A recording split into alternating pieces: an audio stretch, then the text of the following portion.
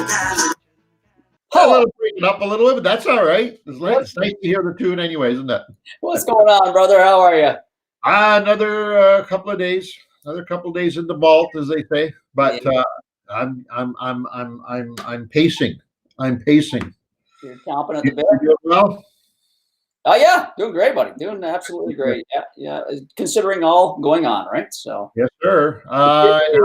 It's already lit up on the sidebar here. Everybody starting. Hi, everybody, for joining us. I know a lot of you. I know Calvin, who's on there, is just dying to find out who the guest is today. So, for those of you that are just joining us that might not know what we've been doing the last few days, so we threw out to the audience we were going to have a mystery guest today, and all week long. Well, not all week. I think from about Tuesday on, we've been throwing out little hints as to who it might be, and encouraging people to take a guess. And for that guess, they would get some extra bonus ballots in the Boat Motor Mercury Princecraft contest that we've got going on the website. So we've been having fun reading them to see what people. The last two hints this morning that were put out. If you didn't get that on those last two hints, then you don't know this guy, because those should have been a complete giveaway, I would think, anyways, right? So I'm not sure Calvin might not know who it is actually, but we've been having fun with it for sure. We've had a lot of fun. Hopefully you have too, and maybe we might keep this up. I don't know, but it's been a blast certainly all this week. So let me just say that this week's guest is going to be up against it. There's no doubt about it. Pete and I were up against it just coming up with this guest, because he comes on the heels of Big Brother Reno 2 Fridays ago and the legendary Gord Pizer last week. So you talk about two monumental people to follow. This next guest. But you know what? He fits in really well, because he's kind of got Reno-esque, but Gord is more the technician on the dock, and then this guy's kind of different again. So we've molded this quite nicely, buddy.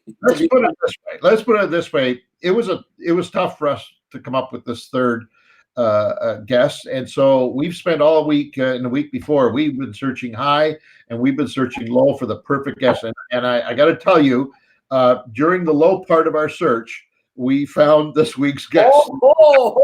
Nice. He is sometimes outrageous.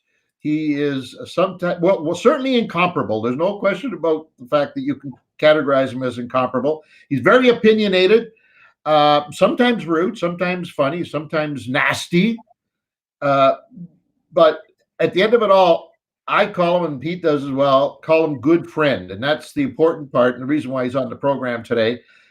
We love him. We don't know why, but we do. So without further ado, let's bring him in, shall we, Peter? Yeah, bring him in. Mikey, can we get him? Let's see if here he is. This week's mystery guest is Darryl Choronzey. Holy. You're the best, buddy. How are you, man? Are you there, Darryl? Yeah, I'm there. Okay. Okay, we weren't sure if we had your audio or not. Oh my God, that's the best. You see, he's already pay your bills. Pay your bills. Welcome to the program, my friend. And it's been a blast this week trying to keep you undercover. Very few people figured it out, and a couple of them did, and they got the extra bonus. So there you go. And I see some comments already coming on the screen over it. Darryl, before we get started, I want to set the program up so that we fully understand, and I want the audience to get a real behind-the-scenes look at who Darryl Choronzey is, and also on our relationship. And so I want to set something up. An observation I made this morning, getting ready for this program. You and I became friends, and I say that in all sincerity. I mean, we knew each other prior to, but we became friends the last time this province was in the middle of a virus scare, and that was the SARS period, wasn't it? Yeah, you're right. Wow. Yeah, and the time Reno tried to steal my hat. Well, that was a whole other. Which I never got paid for, by the way. And did you never forgave him for that? Well, I forgave him a long time ago. I got to learn who he was, but I didn't get I think it was $5 at that time. Yeah, you still haven't got it, eh? Typical. Well, he walked out of the bar at one of our meetings, and as he was going out with Ange, I said, "Hey, Goofy, where's the money for my hat? Remember, he stopped dead, right? And that was 10 years after the fact. Yeah.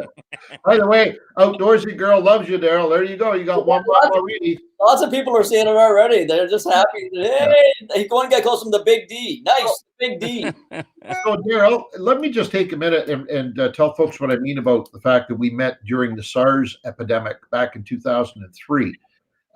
We had known each other, in passing at trade shows and consumer shows and saying hello. And obviously you knew me because you were spying in on watching our program so that you could fix yours up and make it look nice. But we won't get into that part. Oh, shit. No. That's fine. That's fine. So anyways, so in 2003, the government of Ontario, wanting to help the outfitters and fishing lodges and operators in the province, decided that they were going to take matters in hand, and they went out to get all of the top fishing properties together and start promoting Ontario. Didn't it upset the guys that weren't top fishing shows? Ouch. You don't want to get into that, do you? Yes. But so anyway, so they did, and that's where Darryl and Reno and Pete and myself really became close and became friends, working together with them. All of a sudden you realize that, everybody in this business, they're just regular people like everybody else. And sometimes we lose sight of that. And that's when I realized that Darryl was just one of the boys. And it's been a great friendship ever since, for sure. Everybody in every business. Let's be honest. You can prejudge people all you want, but until you get to know them, no matter what it is. I mean, like Darryl Choronzey is a classic example. When I knew of Darryl, I thought, I don't want to meet this guy. I don't want to even know this guy. And now I love the guy. He's friggin' awesome. You know what I mean? So, who is he? Exactly.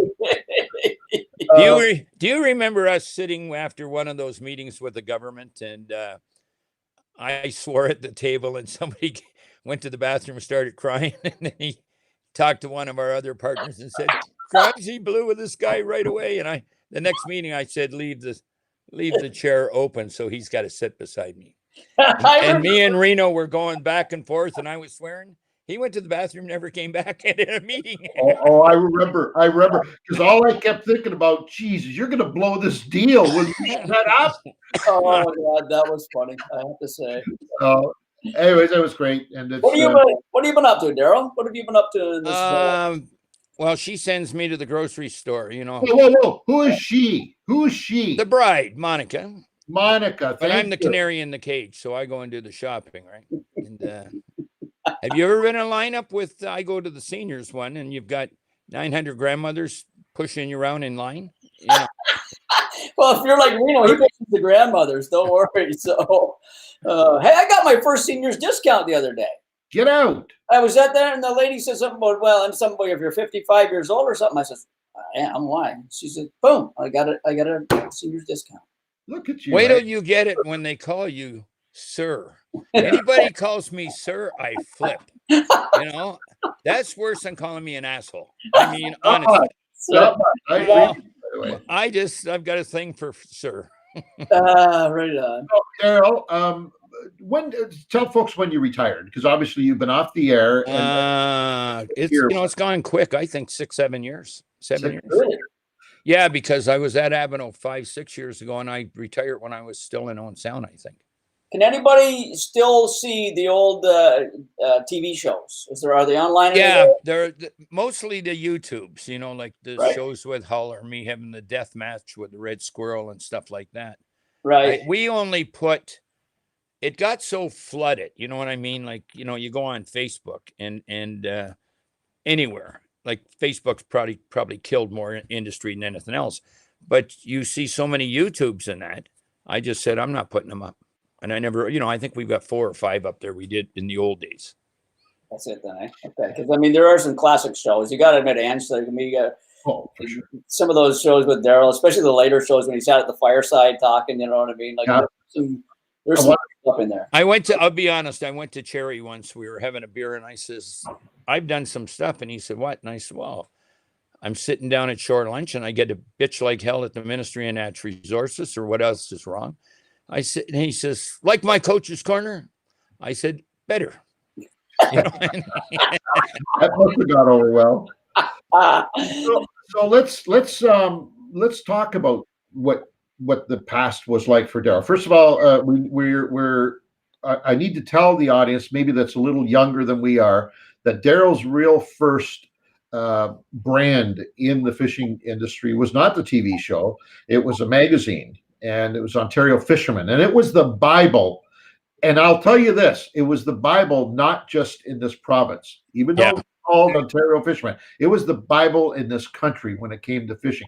People that were into angling wouldn't dare be caught without a copy of that magazine. So I thank you as one of those people, by the way. I thank you for putting that out on the market, because it helped me through a lot of my growing within the fishing industry. When I was about 20 years old, I wrote for the Burlington Post. A couple of us were sitting in the hotel having a beer. I was with the publisher of the Post, and I was with a guy, I don't know whether he's still alive, Bob Hawthorne, and he owed me a few bucks for helping him out the Sportsman show. And I said, "Where's my money?" And he said, "I'm paying you in product." And I said, "You're an arsehole." Actually, a lot more than an arsehole, I said.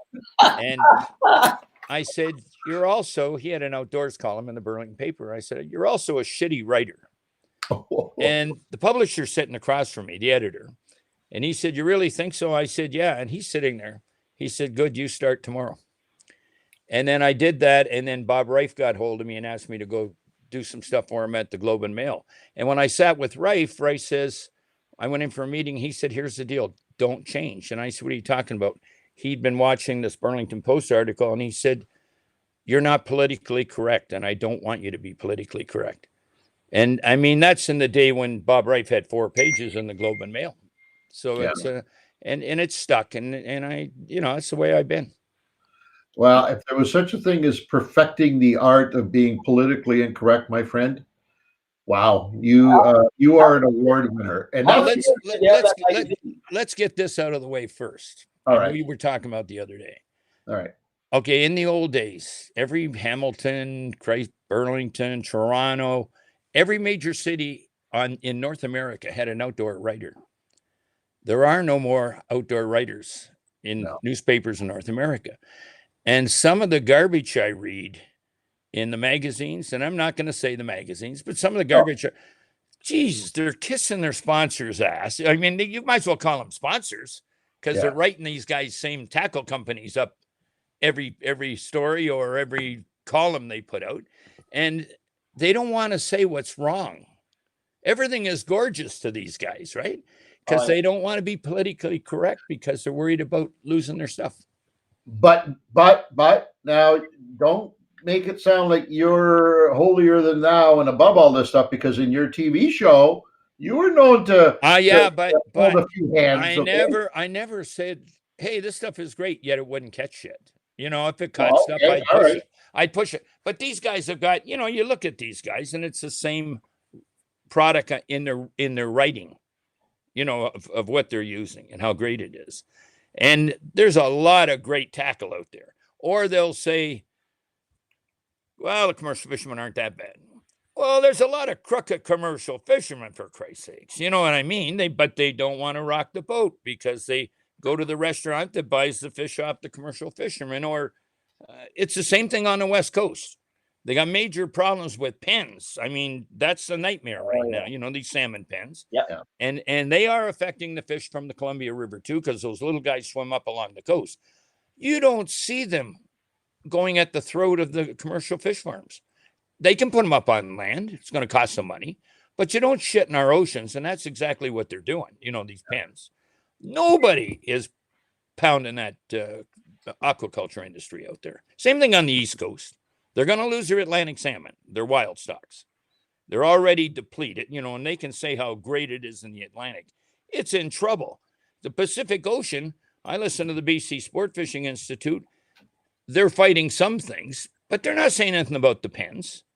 And the fishing is not as good on the West Coast or on the East Coast as it was 10 years ago, let alone 50 years ago. Yeah. It's on a slide. Oh, we've heard that from both sides. Andrew and I hear that all the time. We're in constant contact with people on both coasts, and they're all saying the same. We just put a blog up today from Jeff Wilson on the East Coast. But the St. John, I think it's talking about the St. John. All these rivers that had great Atlantic runs in the past, now they're obviously there's different fish. There's smallmouth, there's muskies, there's everything else in there. Stripers going in there, and these guys are trying to capitalize on it. And the salmon people are still saying, no, we need our salmon, but they're never going to get it back. Oh, I mean, some of these companies, like it's mostly Norwegian money with the fish farms, you know, and there is some Canadian, but they've got big bucks. Oh, yeah. And you really have to look, even, and I don't give a shit if I get in trouble on this, even the Atlantic Salmon Foundation is not running at these pens. Is not running at Ontario stocking 13 million Atlantics that probably, if they did live, swam down in the east, and they didn't even know that Ontario was stocking 13 million. Hold it. You can't take my thunder away. I got Atlantic salmon as number 4 on my list. Okay, I'll wait. Let's not go there. You're going to ruin my whole show. Darryl, sit back a little bit, by the way. I want to get your full face. We're only getting half of your face. Sit back and move over. No, there you go. That's too far. Oh, jeez. Come on, Darryl. Get with the program. Darryl, he yells at me all the time, too. Don't worry. I keep Oh, there you go. Now, tilt your screen down a little bit. Tilt your screen back towards you a little bit. There you go. There you go. Look at you. I got my glasses off. I didn't like the shine. Oh, God forbid you let people know that you wear glasses, right? Now that I've got them off, I got better distance. You're losing your hair. You know, you're the most vain individual that I know in this business. At your age, you're still looking at the pretty girl saying, how you doing? I know you are. I know you are. That's not vain. That's smart. What the hell's wrong with that? All right. So from Ontario Fishermen, you looked around and said, hey, there's guys doing fishing shows out there. I can do a fishing show. If those Viola guys could do a fishing show, so can I. And you jumped into the fire right out of that beautiful little can you had and jumped right into the fire with us. What happened was, yeah. And the honest story is, the 2 other clowns. Well, I'm not supposed to say clowns, but with a fishing show. And if you remember, they got into the magazine, and I said, okay, you want to get in the magazine? I'll get into TV. Can you mention who? Can you mention who those people are? Well, they got caught breaking all kinds of rules, you know, fishing in sanctuaries, fishing out of season. You're laughing like that's not a serious thing. It's very serious. It was, and I mean, but it happened, you know. Did they have the magazine? But at the same time, when they decided they were going to go into magazines, that's within 30 seconds. So we have Canadian Sport Fishing, Henry and Italo, to thank to have you coming into our world of television. Yeah. Wow. I didn't know that. And I wanted to show them, you know, where to fish and how to fish, right? Because they needed help. I didn't need everybody running to my camps after I would do the camp. So, you know. There was a few times we've run into those camps. Pete and I have been into those camps. Oh, I watched. All right. So you get in TV, and then at some point you obviously decided that enough is enough, and I need to do what I want to do. And one of the things, and the reason I'm saying that is because one of the things that most people don't realize. I mean, they see the rough and tumble Darryl Choronzey. They've heard about him. They've read about him.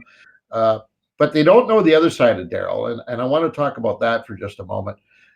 In my opinion, one of the least known items about you is the fact that you are a tireless worker for steelhead reconstruction or construction, if you will, in this province. And most people aren't even aware of that if it wasn't for yourself and a handful of other people back in the 80s and 90s, we probably would have never continued to enjoy the steelhead fishery that we had in this province for the last 40 years. So I want to talk about your initiatives leading right back to the very first time you decided, I got to hop into a stream and help get this fishery on the planet. About 50 years ago, Monica and I was a forester for the city of Burlington, and I had started the tabloid, but just playing around with it.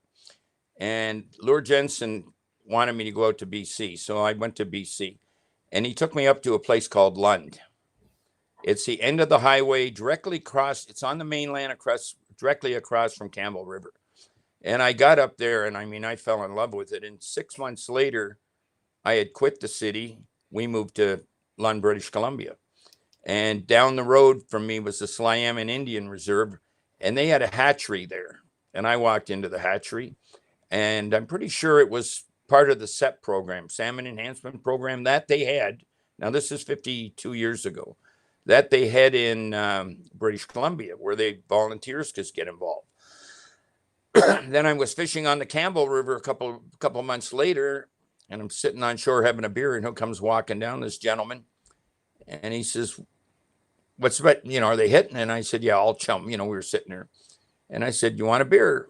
It was Roderick H. Brown, and we started talking. I introduced myself, and more about the SEP program, the Salmon Enhancement Program. So I went around the province and looked at 7 or 8 places. Now, we were monkeying around a little bit like this in Ontario, the odd guys, walleye spawning beds and that. But then I came back. I was afraid to leave my wife in our trailer in BC. It was a pretty rough neighborhood, like it was way up in the bush. And we came back and we moved right to Owen Sound. And I bought the tabloid back off the guy I'd sold it to. And then I had a meeting with Frank Miller, and he was minister in those days, a good conservative that listened, Knew what to do. One of the few ministers that really listened.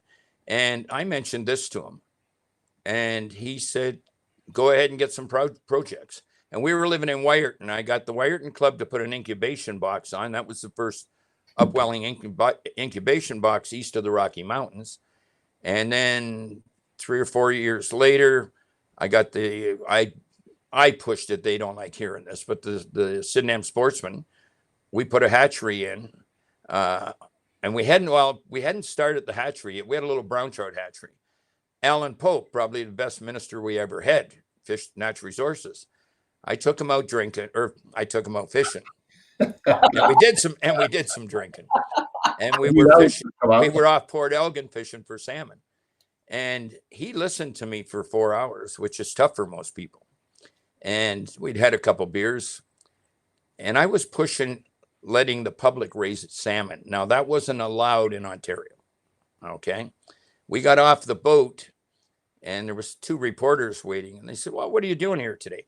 And I had told Pope Lake Huron, because see, the salmon were already there. There was some in Georgian Bay, but they're all Michigan strays. Ontario's never even yet stocked salmon or steelhead, a little bit of steelhead years ago, but they weren't doing anything, stocking lake trout. And he said, "Why not Georgian Bay?" And because I was living right on Georgian Bay, and I said, "Oh, your ministry will shit themselves." Well, we got off the boat, reporters are there, and they said, "What are you here for?" He said, "Well, Choronzey was filling me in on some stuff. So he's going to raise salmon in Georgian Bay." I just about shit myself, and the biologists really shit themselves. And so we built a hatchery. Oh, we had the hatchery started about 2 weeks later. And then, that's what started the Salmon Spectacular. It's, and it is a great fishery. I mean, contaminants aren't as bad. The fish may not be as big compared to Lake Ontario, but they're a good, strong fish. And it took off. And then, I don't know. Then we pushed it. Like I hear, "Oh, Jesus," some of the ministry people, it was our idea. They don't know diddly squat, most of them.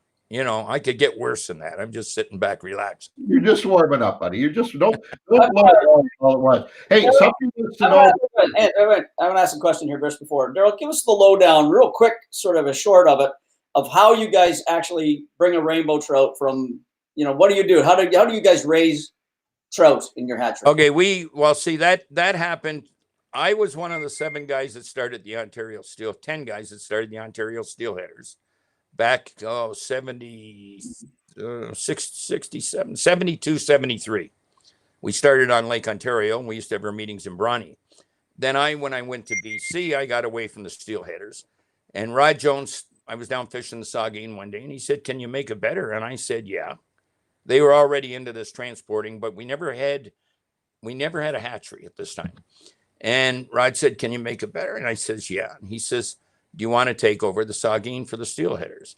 And I says, "It's my way or the highway." I mean, that's just the way I am. I can be an asshole, but I know what I'm doing.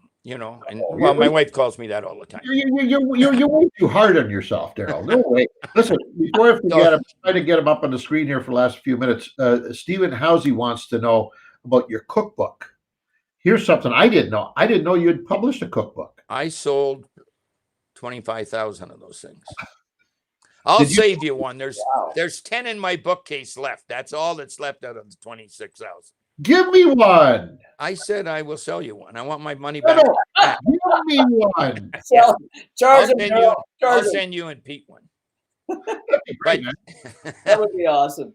But what happened was, so I went to the ministry originally and said, look, you don't stock Lake Huron, and the Saugeen is the best flow if we can get them above Maple Hill, and there's no reproduction in the Saugeen below Maple Hill, where the turbines and the dams are. Right. But I went to the ministry and I said, why don't you raise 50,000 fish? I sat with a biologist named Kathy Dodge. I said, kids, raise 50,000 fish for us.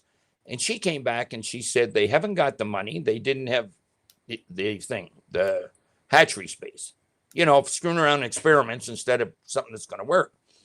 So she said, I've got an idea. And she got the steelheaders together, the Lake Huron Fishing Club, and me. And it was kind of funny. There was 10 of us sitting around a table. And she, first off, you had to introduce yourself. So they went around the table. I'm Rod Jones, Ontario Steelheaders. I'm Kirk Lund, Ontario Steelheaders, and a couple guys from the Lake Huron. And there was some old guy there. And I made some enemies. I used to fight the commercial fishermen all the time. And I said, I'm Darryl Choronzey. And the guy said, well, who the hell are you? And the whole table started laughing, And Kathy says he's got an idea. And it was about us raising 50,000 fish. Lake Huron Club already had the hatchery, right, where they were raising mostly browns. And we had the transporting deal, too. At that time, before I got it, it was taking 500, I'm going to get this right. It was taking 250 adults in the fall, and we transported them in 3 trailers 50 miles upriver above into Maple Hill. Into the Beatty Saugeen, the cold water. And the Beatty Saugeen is the whole thing here. And 500 or 250 in the fall, 500 in the spring. And I automatically turned it over to 500 fish in the fall, 1,000 fish in the spring. And that's a lot of work. And in the first couple of years, we were collecting Michigan strays, swimming across. We'd catch them in the trap. But within 4 years, we went from say 200 fish a day in the trap to 500 to 600 fish in 1 hour in the trap. I mean, we stocked our rainbow, and I wanted those fish stocked. That was the only reason I got into it, is I wanted the fish to be raised to 7 to 8 inches, but stocked 40 miles upstream at Walkerton. So when you put them in, they really imprint, know to come back. So my question to you at this point is, I'm listening to this. Where did you get all of this knowledge? Was this you just blowing stuff out your ass? Were you just going like? Let me say something that people might be impressed with my knowledge. Like, where did this stuff come from? I took their first coho eggs for them out of Bronny Creek. They didn't know how to catch and strip fish. Okay, the ministry. Yeah, back in 66, 70. I mean, just from experience, I spent a lot of time, like the Atlantic thing. I spent a lot of time with Creel on the St. Mary's. It's common now, you sit and learn, and you learn what's wrong and what's not wrong. And you look at you look at other people's mistakes, and not to make them. And there's a lot of mistakes. Yeah, for sure. All right. Pete, have you got anything? I've got a whole bunch here, but I want to make sure you get. I wanted to do that process first, just the rainbows. We went through that, the stocking, basic of the stocking and all that kind of stuff. Because that's so interesting with Darryl on this team. That for sure. So go ahead.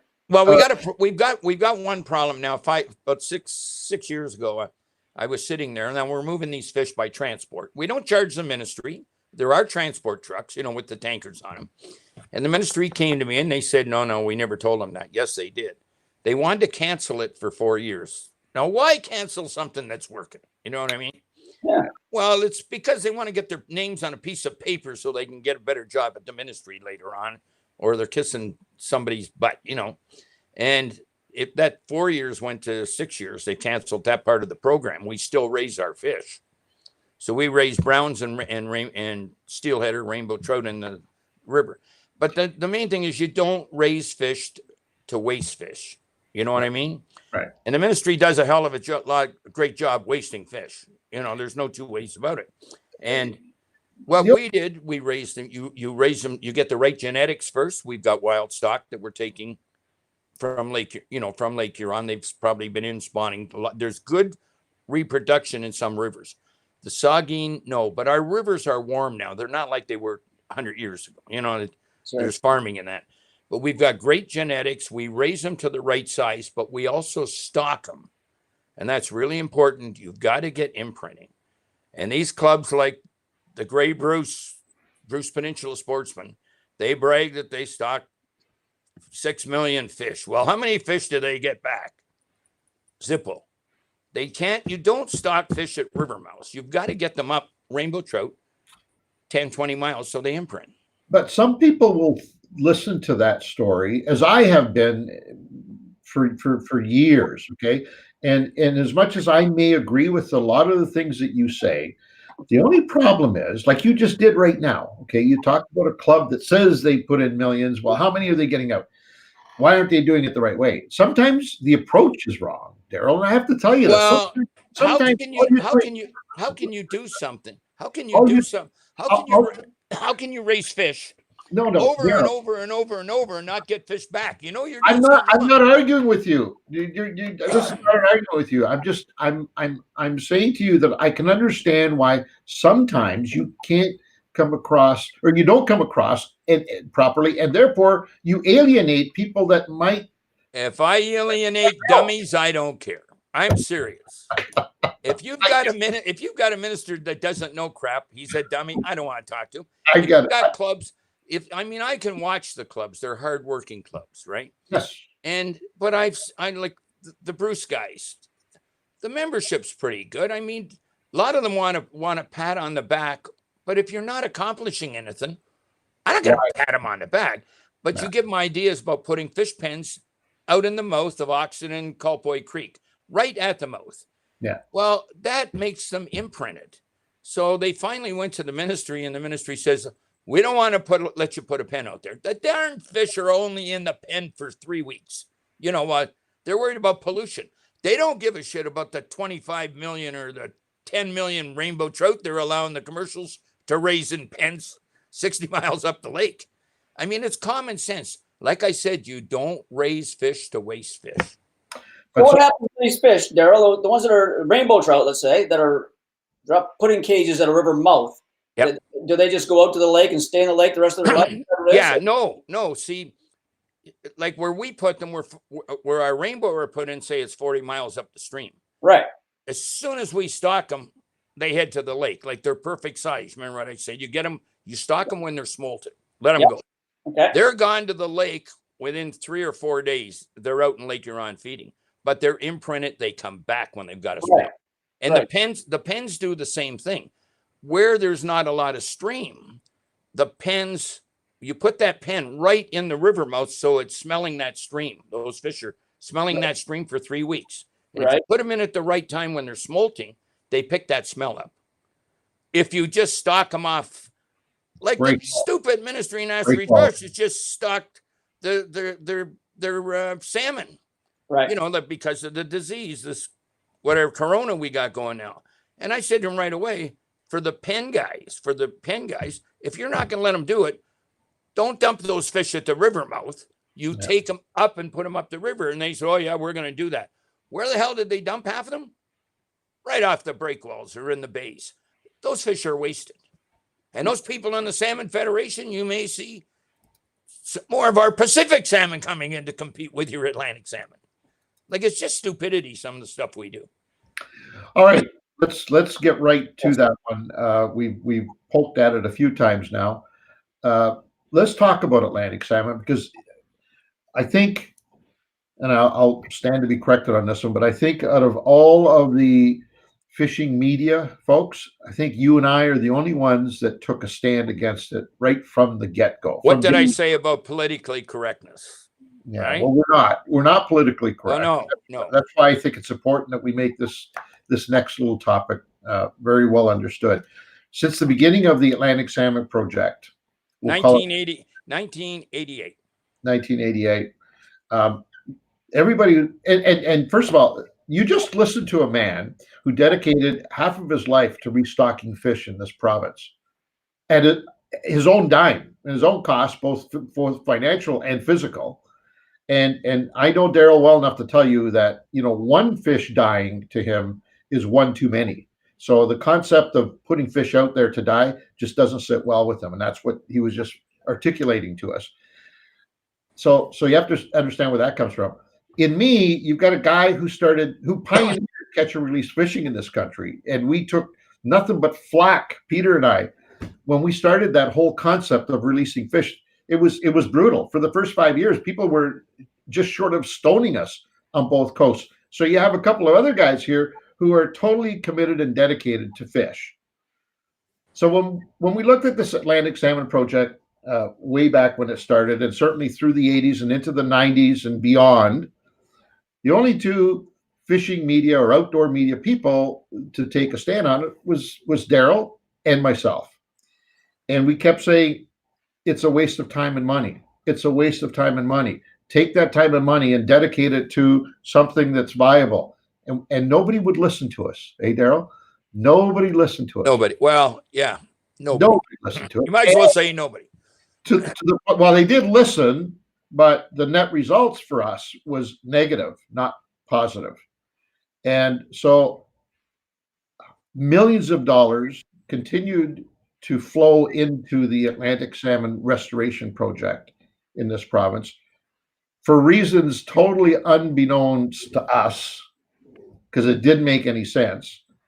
And I'll let you take over from there in terms of the net results and where we are today with it. And how much money? And the total money, if you know, Darryl. I don't know if you know the total, but let us know that. Well, he knows.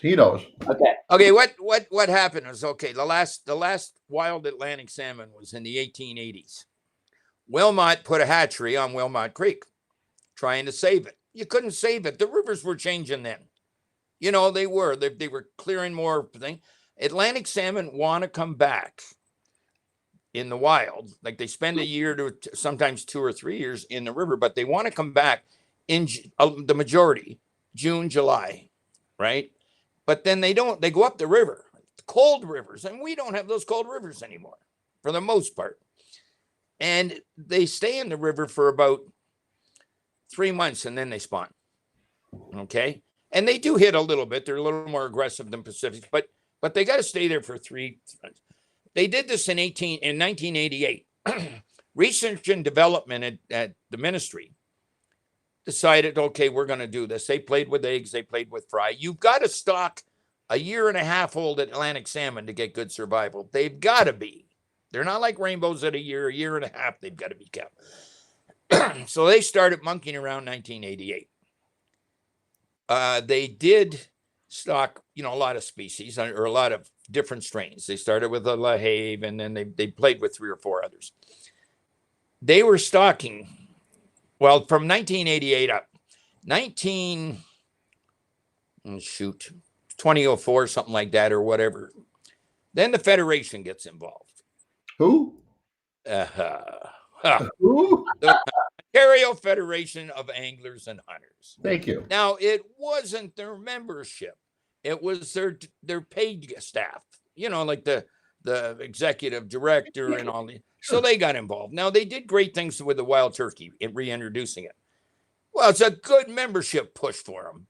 The paid guys are there really worried about their paychecks and also trying to get more membership. So they wanted another turkey thing. So they went to the ministry and say, we'll help you on this and we'll fund part of it. Well, yeah, they funded it. Well, we can tell where the money come from later. But then they started really mass stocking. Now, they were stocking 400,000 to 700,000 in the credit every year. Now, how does that compare? So 400 to 700,000 Atlantics being stocked in a river. Like, how does that compare to all of the successful steelhead programs that we've had? They don't spend peanuts hardly. You know, Okay. Chinook are only 2 inches long and they cost you 2 cents a piece to raise. Okay. I mean, and where was the money in the lake? It was Pacific salmon and steelhead. It was nothing to do with Atlantics. Right. So they get nothing back. They were getting an average of about 25 to 35 fish back, stocking 600,000 or whatever. They were stocking them again as fry fingerlings, fall fingerlings, yearlings, and no advanced yearlings. You know, I'm talking these 1.5-year-old fish. They were too stupid to go to Roger Creel, who's got the only program really working on the Great Lakes. And Roger knew you had to keep them for 14 to 18 months, not 12 months, right? And Roger is stocking them and raising them right on the St. Mary's River. So they imprint from the word go. They're a hard fish to get to imprint and come back. They never went anywhere. So I've been fighting this thing since 88 pretty well. So I just want to get this in now. We've got a new Fish and Wildlife director named Dave Brown. He and I have been talking back and forth. Now, they always had temporary Fish and Wildlife directors. He is the full-time. And me and him, and he listens to me, Gab. We have a couple beers on different things, how they should be doing brown trout, the steelhead program, and the salmon. And I'm thinking, this guy's listening. And I got to watch what I say, but I've heard it from pretty good sources. The ministry now, after stocking 13 million Atlantic salmon. 13 million. It's right. Yeah, it's over 12. I'm pretty sure it's over 13 because I quit keeping records a year ago. But to say 13 million, the ministry now is finally seen the light, and I'm pretty sure it was Brown, where they're probably going to stock around 35 to 50,000 only. But they're not putting them. One of the worst mistakes putting them in the Saugeen as the last hope a couple of years ago. They're going to kill the steelhead fishery in the Saugeen. You don't stock 10 or 14-inch fish on top of a wild rainbow population that's already in trouble, because those fish are going to eat in that river and they're going to eat those damn rainbow trout, no matter what anybody says. So they're going to take a small stream. And I suggest that the Wilmot, whether it's going to be the Wilmot, Shelter Valley, or one of the little ones down your way, they're going to do that. They're going to have to close the river off. If they don't, they're stupid. Because these fish, if the water's cool enough at the river mouth, they're going to go into the river in June or July. They're going to stay there and not spawn until October, and they'll get wiped out. Yeah. You know, even if they said no fishing Atlantics, yeah, bullshit. Those guys will still catch them, maybe release a couple. They're still going to die if they keep catching and releasing. When do Atlantics spawn? Are they the fall spawner, or when do they? Yeah, they're a fall spawner. Come in June, July, maybe early August, but then they don't spawn. They don't actually spawn until October, November. So I know river's getting that cool in July and June, July. Well, and here's the other thing. I've taken water temperatures, and I got a problem on the Saugeen in places. The fish want to spawn at 45 to 50 degrees. Even in the Saugeen, we've got a couple of streams where they buggered up, took the dams down, and let the fish in. 2 weeks after we were stocking fish, those streams, after those fish went in, they took a dam down. The fish went up this one trip. 2 weeks after the season, you got poached eggs. It was actually in the 80s. You get a hot day in shallow water. Yeah. And we only have a couple streams possible. I don't think it's going to work even in this one stream. But at least it's not 400 or 600 or 700,000 a year. Yeah. And you got to understand, Ontario keeps broodstock, right? They've got thousands of broodstock. That cost a big buck. They just wasted those. And now, this all happens, and about 5 years ago, I don't know whether you remember Judy Orendorf. She was the head biologist for the Credit Valley Conservation Authority. No. About 7 years ago, I put a thing on spoon pullers. We actually had over 2,000 posts, back and forth. And I was fighting some nutbar from the Federation, and he knew he was playing with the wrong guy, and he didn't have his facts. And they had over 2,000 posts on the subject, and it was called Ignorance or Stupidity. Nothing wrong with being ignorant. You don't know the facts. Stupidity, you screw up and you know the facts, or you're too stupid to know the facts, right? We had over 3,000 posts, and these guys on spoon pullers don't know what I just told you about. Next year, that's coming back down. It's a couple of things that happened this week, but they buggered it up. Listen, the Federation said, we got all this money. Oh, shit. They got the money from a couple of banks, oil companies, Power Ontario or whatever you want to call it, gave them money. But they also got it, and you know where from too, the Trillium Foundation, right? Yeah. Right? And it's these guys, geez, Tom Brooks is pushing this. It's great. It's great. I should yell to Monica, give me the shirt. I wrote the shirt. What do I get from Atlantic Salmon? I get a headache. I get heartburn. I get indigestion. I get palpitations. I did get a heart attack. And I get erectile dysfunction. Atlantics. And well, it's just a ministry. And, if they don't want to listen, you get a little, I'm 72 for Christ's sakes. Now, remember when Brooks got the award for Canadian Sport Fishing Hall of Fame? Yeah. And I said, that was 5 years ago? And I said to Andy, I got a special little presentation for him. And I had those T-shirts. I never went through 1,000 T-shirts in my life that fast, with the erectile dysfunction. And when Brooks got his award, and I went and said, here, this is for you. And stupidity, right? What does Tom Brooks and the Federation think now that the ministry wants to cut back? They should never have got involved. You know what? I mean, we could argue that point forever. It's not going to take us anywhere. I think the fact that it is now dying the death that it should have died 20 years ago will just allow us to maybe refocus and move some of those funds that were being spent on Atlantics, move them into areas that will actually enhance our fisheries and enhance the pleasures that we get from fishing. And that's really the important thing, right? It's a lot of money. I mean, it costs a lot of money.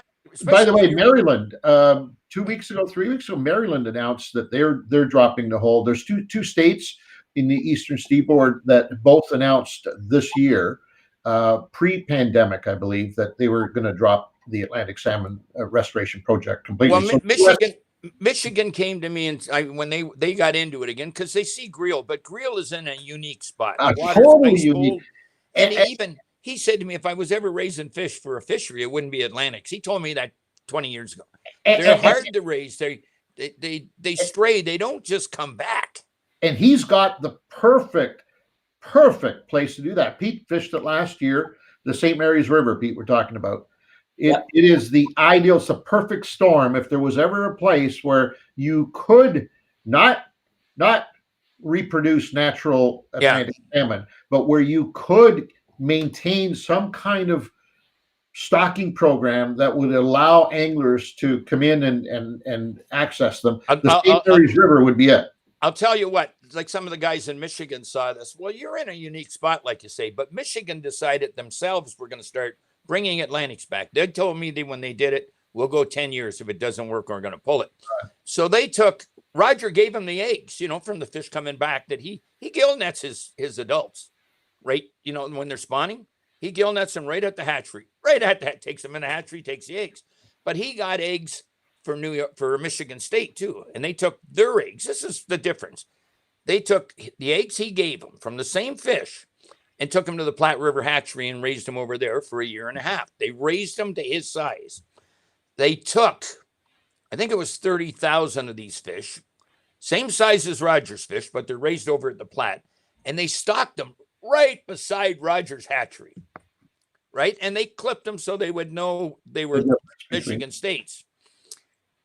Only about 4% or 7% of the fish that ever came back from those when Roger was gill netting were Michigan State's fish from the Platte River.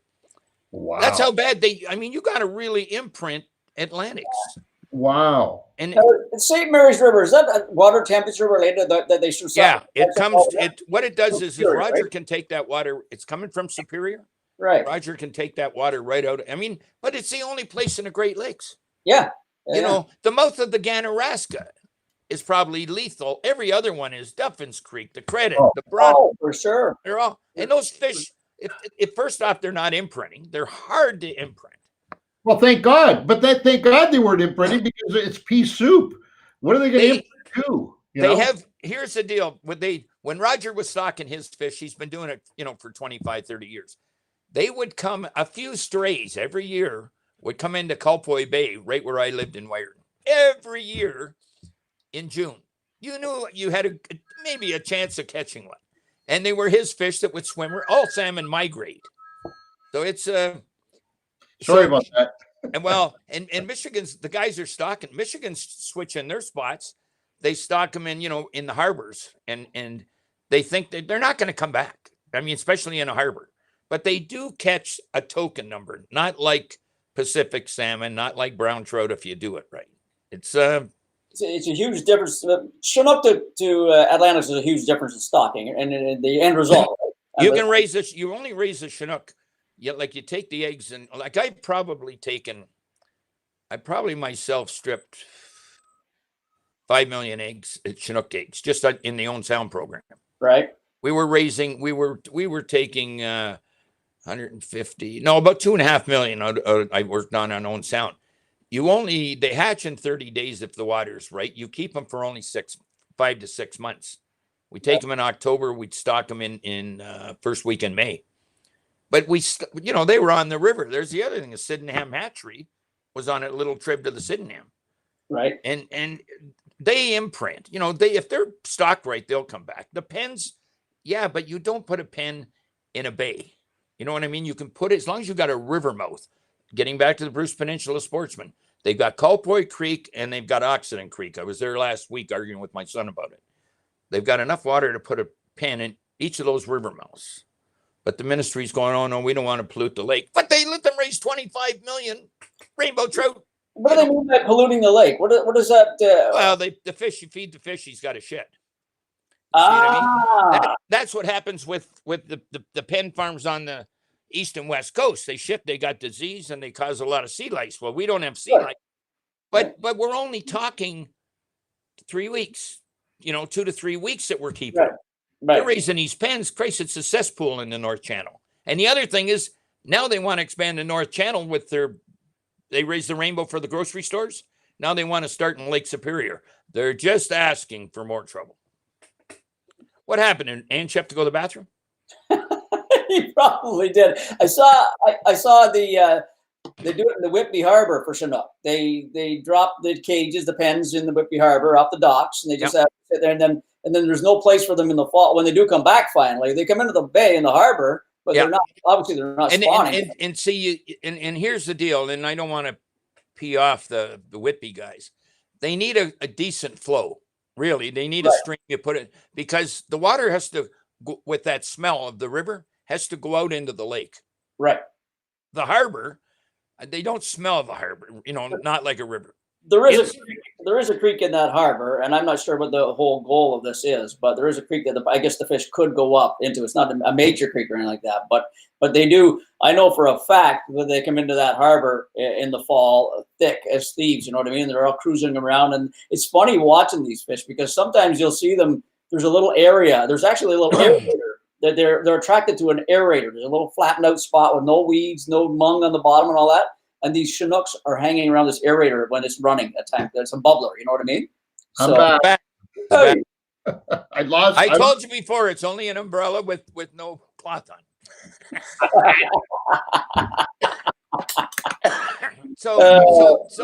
But okay, so here's what you've got. You've got all these streams.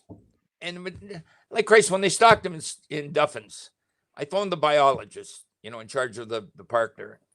And I said, what's your water temperature in June, July, and August? 85 degrees. They're not even going to think, like, it's common sense what you think. And if you're not getting the returns, you don't stock the fish.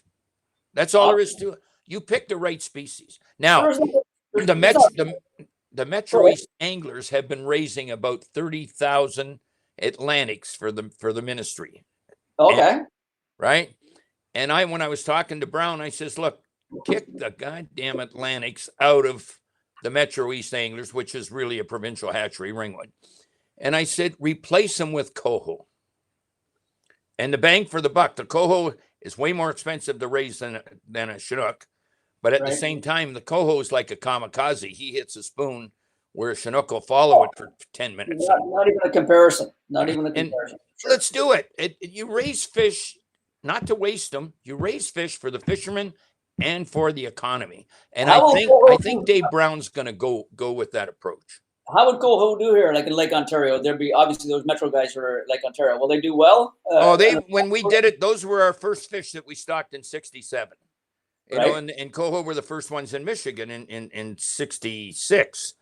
And the thing is, they have no hesitation to smack crepe. They'll almost take a prop off a motor if it moves. Oh, no, I get that. I'm just wondering the success rate of. It is, and actually, it's as good or better than the Chinook. The problem is it cost instead of 30 cents to raise, it costs $1.25. You know, because you got to feed them. They go nuts in the hatchery for that extra 6 months. But you don't stock them in the fall. They've got to be stocked in the spring because they've got to be. You know, you got to pay the extra to get them to the spring to get them to the smolt size. You do not stock coho in the fall like Ontario was doing in some of the clubs. And then is it again? Do they have to go to a creek to stock, or can they go in the lake? Well, you've got to put them up a good. See, here's the deal with the ministry: 80% of the places that they stock fish are bullshit. Where they stock a lot of their browns is bullshit. Where they stock, you know, we put our original salmon, coho and Chinook, went in at Streetsville on the credit and Lowville on the Bronte. They're both about 18 miles up the river, probably 25 by the way a river winds. And they imprint. They go to the lake right away, but they smell that. And they're big rivers. You know, they go when it rains, they get called in the wild when they got to spawn. They got to get that smell out in the lake of the river. Okay. Ontario, they stock, instead of putting them back up in Lowville, they put them on side roads down farther. Why? It's been proven Lowville was the best spot. Because some of these fools at the Ministry of Natural Resources or the Federation, they don't know anything about fish. Okay, give me very quickly. Well, I don't know how long Ange wants to stay on this. That imprinting thing is very interesting in that you're saying it's a smell from up the river that a fish will take about 2 to 3 weeks. It gets that smell, and then it knows that smell for the rest of its life. Is that so what you're doing is you're stocking the fish. You're stocking the fish into the pens really about 2 weeks earlier than the government would stock them to release them. Right. So for that 2 weeks earlier, those pens are either right in the river or in the river mouth, but it should have a good river if you're going to stock them in a harbor. Right. Okay. In that 2 weeks, they grow, so they got better survival out in the lake, but they also get that into their mind, the imprinting, where to come back to spawn. But that's a smell. And you need a river. Yeah, it's a smell. Some people say also that they go by the magnetic, whatever you want to call it, around the earth. You know, the draw tells, it's almost like a GPS, but it's more smell. Every salmon pretty well does a counterclockwise swim around the lake. Like you put them in at Port Credit, they swim by Bronte, Grimsby, all the way around. You know? Really? Yeah, we've known that since the first. Well, after 2 or 3 years, we tracked the coho and the Chinook. But it's common sense. Does Chinook and coho do the same kind of counterclockwise as a rule? Yeah, Chinook and coho do. The rainbow, from what I'm seeing, the rainbow for the most part, they just go out to the blue zone. You know, and 15 miles off, but they're feeding close to the surface and easy to hit. Yeah. Interesting. Okay. Let's get, I think we've exhausted that topic. I just said that. One more question, then I knew we were going to move on. So you got one more question? No, I did it. He did it already for me. I've got one real quick one. Okay. The best, and again, you don't raise fish to waste fish. First off, our brown trout are probably, that the ministry's got in the hatchery, are probably the worst brown trout they could ever have. They came from most of our fish, we keep broodstock, except the Pacific salmon. Okay. They've took their original brown trout from small stream brown trout, you know, some little creek up north. So genetically, they're not going to grow big. They never have. Michigan and Wisconsin and New York have got great brown trout. You know, they played with big adults. We've never really been stocking good brown trout. But again, you don't stock browns. You can put them in a river mouth or a mile up a river, but mostly you put them along shoals. Okay. There's only a few spots that's really good. I know we talked about the power plant, you know, 2 days ago at thing. But really, they come to the power plant because of the warm water. Okay, they've got a preference for warmer water than the other trout and salmon. The problem is you don't really want to stock them around the power plants because the power plants, and let's talk about that later, but the power plants suck the cold water out of the lake to cool their machinery and their, the stuff. Well, they suck up all the damn fish too. And they go through, then they die. They get, not all of them. They have screens set up. Oh, no, but you've got a fish this big. I know they got screens. Shit, right. The Bruce nuclear plant used to take out, 50 truckloads a day of smelt and alewife, but also small lake trout that are stocked, small browns that are stocked. Right. And I mean, they're bastards, the generating plants. I mean, and these guys know they're doing. You say that with respect, of course, right? Yeah, if they want to give me some of their money to clean up their problems. But here's the deal. We talked about the other day, down at Mississauga and all that. Okay, the prime spots, I would put some in the east, down around Belleville. They've got shoals there. But you got to understand, that's an offshore wind. And browns like warmer temperature. They're not like a steelhead. So put some down at Kingston. But in the old days, we used to stock, when we stocked browns, we stocked them from Hamilton to the Niagara River. You could go out and catch 10 or 15 browns in a day. And we stocked, good size yearlings. Not as good as what New York's using. I would go and get New York eggs, which I could have got for them 3 or 4 years ago. Place at the Rome Hatchery. They're a genetically big growing fish. But stock them between Hamilton and Niagara Falls. And you'd have the phenomenal brown trout fishery, shore fishery, casting for them, shallow water trolling, and deep water trolling between Hamilton and St. Catharines. And I met with one of the deputy ministers, and he said, Jesus, Darryl, we were having a beer at the Beacon, on the Queenie.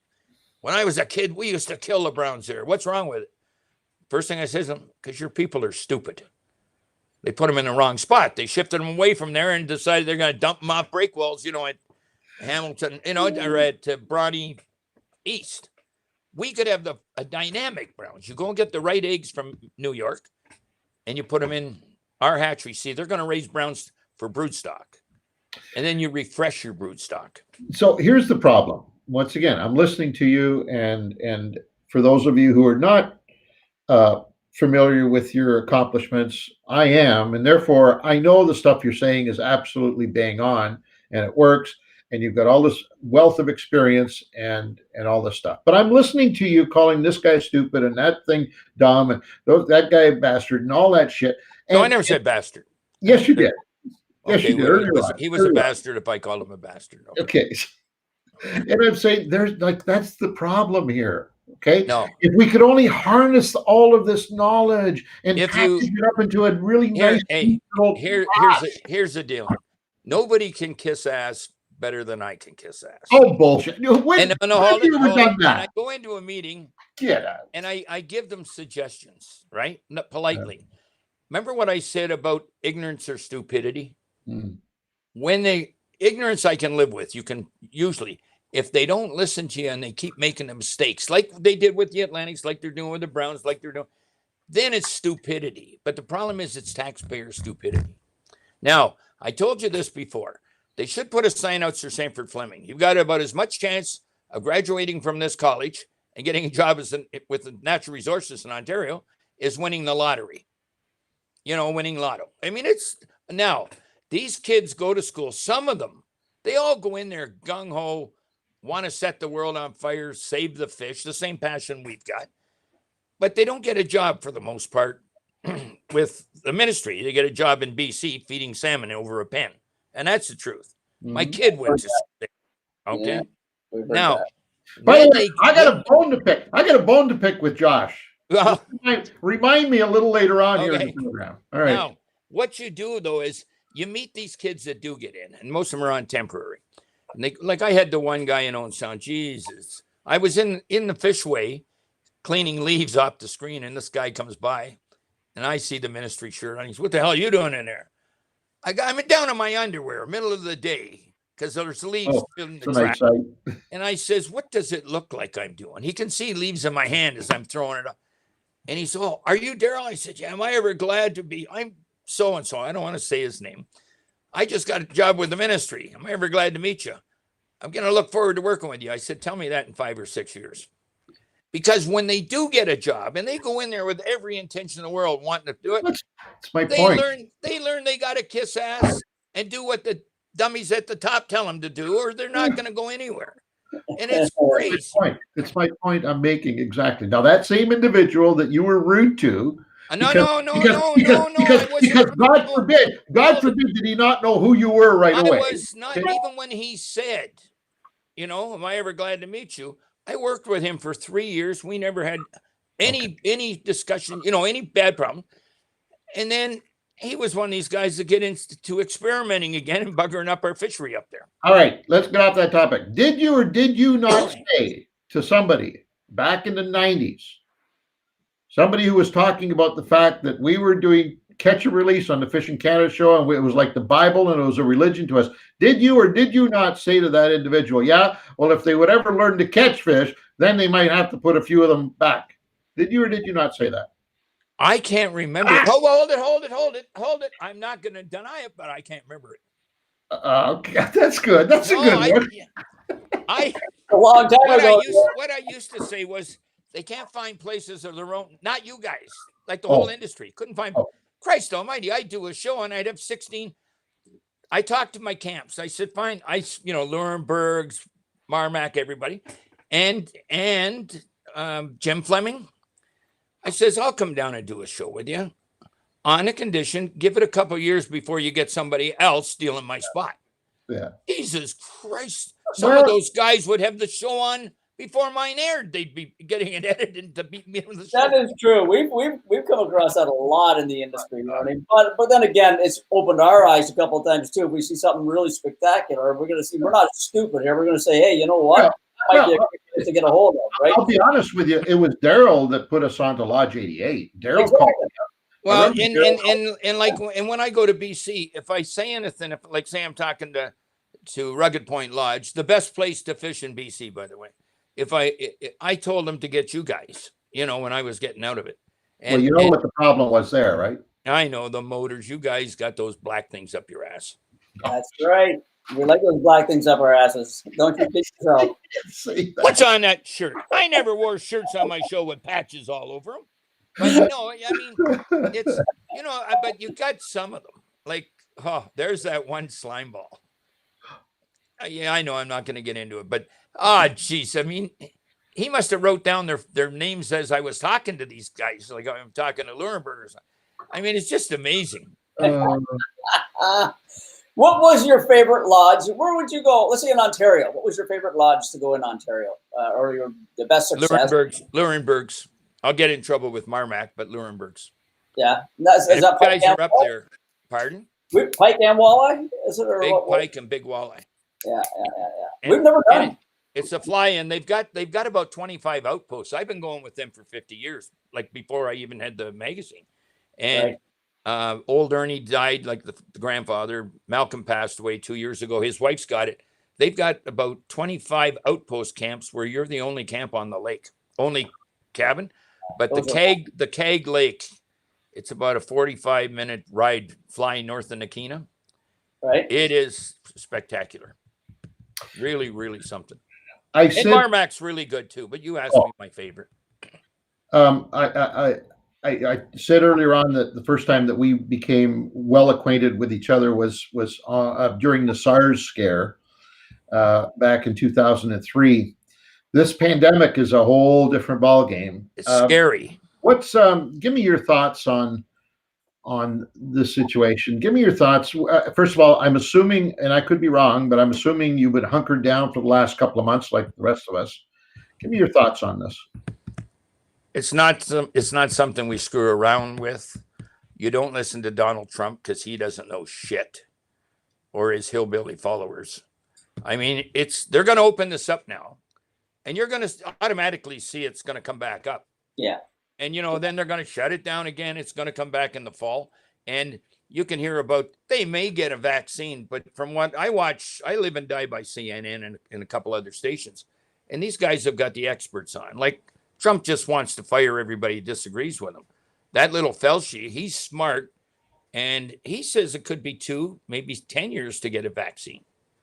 And we're going to see this. This is worse than the flu. You know, last week it was killing everybody in the nursing homes. 3 days ago, they found out it's into kids, you know, with that. I don't know whether you've been following it, but the kids get a disease that's got, it may have something to do with the heart, but it doesn't affect the heart. It affects the blood vessels and everything. And these kids are really starting to show this different type of the same disease.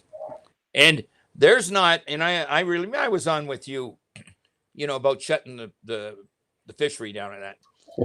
Hey, I disagreed with you in a bit, but I'm not going to the pier. I'm not going to the boat ramps either with my Mako. By the way, thanks for jumping in and helping me through that little dilemma. Well, I did, but I wasn't going to. You were right there, right with me at the front lines, right? I would not go, between me and you. This is going to piss a lot of people off. I can say the word piss because you told me I could swear on it. You said worse. This is going to piss some of the charter boats. Today you said worse. I would not go on a big charter boat, you know, we're talking 40 to 50 foot with 5 or 6 guys, because you've got to be 10 feet apart or 8 feet apart, and you can't do that. I would not right now, maybe 2 or 3 people, I would get into a 14-foot boat with. McKessick's one because he's too lazy to get off his seat at the front of the boat anyway, so he's going to stay 14 feet away. But, you know, you get a muskie on, or say you get a trophy walleye. Sure as hell, you're going to say, hey, get the damn net and lean over me and, you know, kiss me in the ear while I'm fighting this fish. You can't separate in a 14-foot boat. No, you can't. No way. Not with this is nothing to screw around with. This is a very, very dangerous thing. Yeah. And it's, you know, the net you're talking about. One guy grabs the net, he does it, and then the next guy grabs the net and he does it. Grabs the net. Sure. You know, you can't avoid it. If I put the 26-foot Mako into Brawny Creek, first off, they're at the launch ramp. First off, even if they don't know me, they're looking at some poor asshole, 72 years old with a gimp, getting out of his car, let alone pushing the boat off. Right? I don't want them touching my boat because they might put the bug on my boat. That's right. Yeah, you know. And this is scary. And I watch, like I say, I'm on this thing. The TV's right behind me, and I'm at my computer desk, and I got it going all day. And I can't believe the way some people think. Yeah. What did you think of your poor little buddy getting beat up like that? Which one? Me. You asked me the night before to come on the show. Yeah. And I went on your afterward. Yeah. And I thought, whoa, I don't even want to get on this show. And I stuck up for you. I had a couple charter boaters tell me that I was an asshole. Yeah. You know, but honest to God, you can't get in a boat, like you said, Pete, you know, with the net. This is all new to all of us. None of us have ever been here before. And you know, there's a lot of confusion going on. There's a lot of fear. There's a lot of all this stuff. And I think any reaction to any of this stuff, we have to paint it with the same brush. And that is that this is totally unprecedented. So when you say something, or I say something, or Pete, or anybody else for that matter, it's an opinion only, because we have no experience in any of this stuff. You know, and people want to disagree with those opinions. That's fine. There's nothing wrong with that. Just we have to use common sense. I looked at my walleye boat for the last 3 weeks. It's in a lean-to beside my garage. I brought the Mako. How many you got? Your Mako boat, your walleye boat. How many boats have you got, for Christ's sakes? 5. You asshole. Well, my son has got 3. You know, they're my boat. By the way, I'm glad you said that, because your son was one of those that was pretty vocal against me on that. You should hear me and him. And I said, you don't have no idea about me and him. I twist him like you and I talk and you laugh. My wife shits when I talk to him because she knows I'm going to tweak him, and he hangs the phone. Like we're on Skype, me and him. He'll hang the phone up. You know, God, listen, he takes after his mother. Oh, don't say that. She is a saint. All right, a saint. That's all I can tell you. Anybody that puts up with you is a saint. Oh yeah. But getting back to this, we have not seen the worst of this yet. No. I agree. The point I wanted to make, though, to both of you guys is that on last week's radio program, I had a representative from TIO, which is the Tourism Industry Association, that did a survey in April, early April, with all of the, or as many of the, I think they had about 1,400 outfitters that responded to the survey throughout the province of Ontario.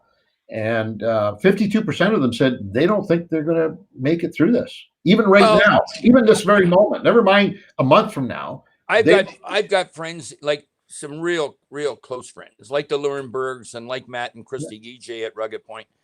And I'm not comparing them on this thing, but a lot of lodges have been for sale in the north for a long time, and it's hard to sell a lodge when they see tourism taking a shit. You know what I mean? For sure. And now the borders are closed. I don't want the Americans coming, personally. I don't want them coming with their germs across Fort Erie Bridge and possibly dropping it on me or my grandkids.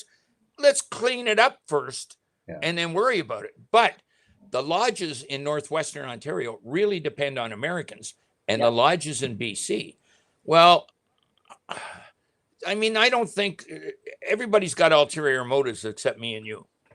Thank you. You know what I mean? Thank you.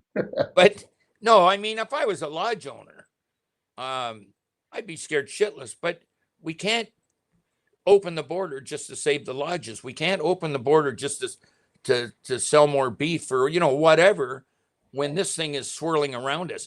The scientists said, here's the deal, that 6-point, 7-point step. They're opening those states right now, and they don't even at the second step of the 6 points. Yeah. And it's scary, and it's going to come back. You watch. Every bloody virus does like that. Mm-hmm. They're taking their chances, right? They're right now. They're just throwing a pair of dice out there and hoping something happens. Well, I'll give Ford credit. I hate Trudeau. I mean, I've never liked Trudeau. I'm not a liberal. I voted for his old man once, and that was it. But at least Trudeau had some balls. Ford surprised me. Both of them are doing a great job right now. Like, they're not opening that border for at least another 30 days after the end of the month. So getting back to my point, that 30 days could effectively put half of the operators in this province out of business for good. Well, do you want to get put out of business for good? Just, you're not sitting there in 30 days. You could be dead. You don't already look good. So don't let the bug get you.